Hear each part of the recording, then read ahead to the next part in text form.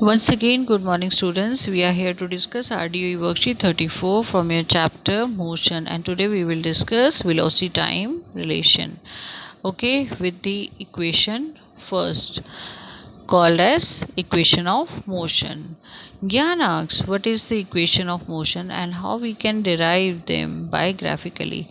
Jigyasa Didi said, when an object move along a straight line, right, with a uniform acceleration, it is possible to relate its velocity acceleration during the motion and the distance covered by it in a certain time. See this is the time period. This x-axis we have time and y-axis we have velocity. So with these certain values the we can calculate this velocity.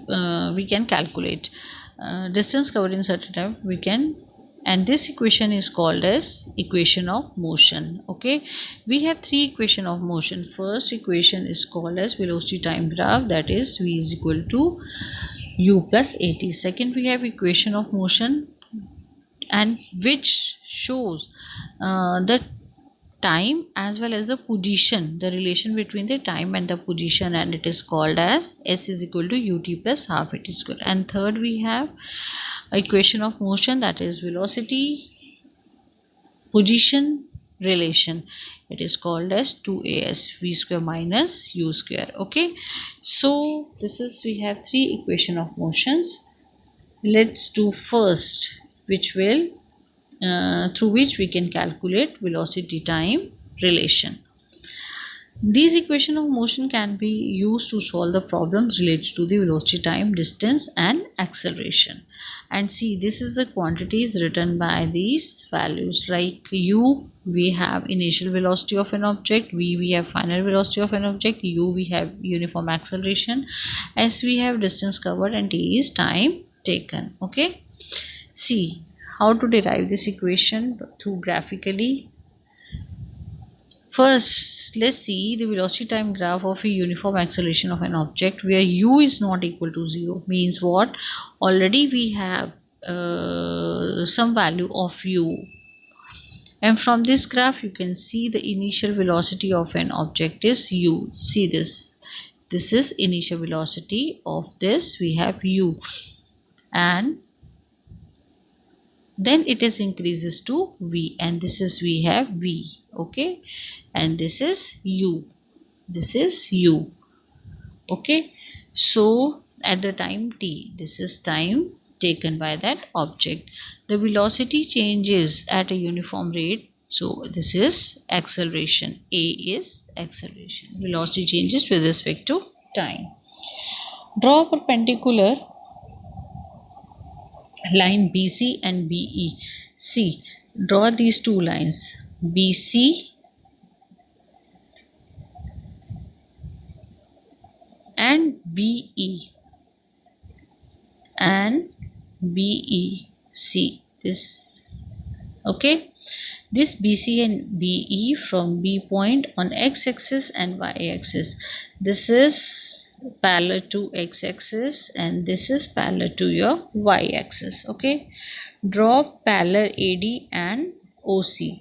This is AD, we have parallel to x-axis, and OD, simple OD is this, we have parallel to your y-axis. Okay, initially we have OA means, see, initially we have OA, right? This is equal to our u, initial velocity, and BC is our final velocity, v, right? So at time interval OC is t. So now change in the velocity, we have change in velocity, final velocity minus initial velocity. So we have final velocity means the value of final velocity, we have v, we have this value. Okay, BC. So if we calculate, I'll show you, if we calculate BD, this BD, okay, if we calculate this BD, if we'll have to find out this BD is equal to what? BC minus CD, and this CD is equal to this OA. So I can write this BC minus OA, right? I'm sure you are clear with this. And if I'll put the value of this, then I have this BC is equal to V minus U. This is equal to your BD, right? Then I have taken this is as a first equation. See, you can see it from here, first equation. And I know acceleration is equal to rate of change of velocity divided by time taken, and rate of change of velocity is nothing but my BD. So BD divided by AD, right? AD, and AD is what? T. So BD divided by T. Are you sure? You are clear with this, right? So acceleration A is equal to BD divided by T. This is, I have second equation. And let me find out this BD from BD from here. BD is equal to AT. This is second equation, not this. This is second equation. So BD is equal to this and BD is equal to this. Now I can equate these two. BD, if I'll write again, BD is equal to AT. This is my second equation, and BD is equal to V minus U. This is my first equation. Just equate BD is equal to this and BD is equal to this. So just equate these two equations also. AT is equal to U minus, this is minus A. So V is equal to this U transform here and become a positive quantity.